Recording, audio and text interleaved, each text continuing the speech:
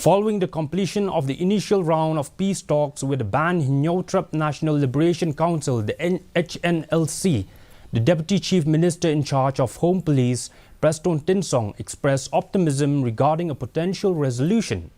He emphasized the need for collaborative efforts involving top leaders of Hnlc, state mediators and government officials to address the persisting issues at the negotiation table.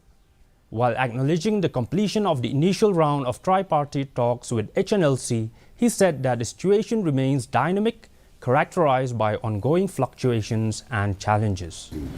The door is open. Discussion. One round of formal talk has happened. We would like to see the second, the third, the fourth, till we reach to the conclusion. So far, not yet. We are yet to see.